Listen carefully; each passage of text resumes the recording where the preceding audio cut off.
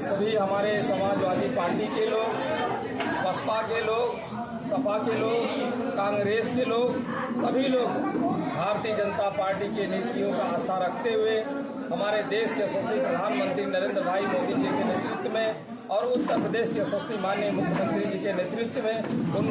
पर विश्वास जताते हुए इन सभी लोगों ने जहां पर इधर उधर जो भटकने का काम किए थे, आज पुनः हमारे भारतीय जनता पार्टी में सदस्यता ग्रहण का काम किए। मैं उनको हार्दिक वंदन अभिनंदन स्वागत करता हूं। आज हमारे ओबरा विधानसभा में आज कम से कम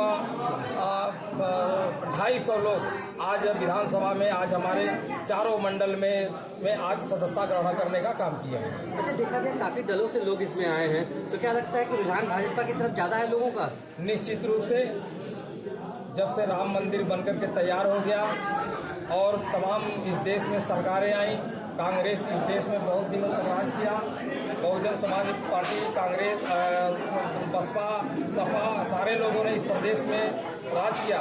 लेकिन राम मंदिर के बारे में जब बात आता था तो पीछे हट जाते थे। लेकिन भारतीय जनता पार्टी के नेतृत्व में आज वह राम मंदिर बन के भव्य तैयार होने का काम हुआ है और लाखों लाख के श्रद्धालु आज वहाँ दर्शन करने का भी काम कर रहे हैं।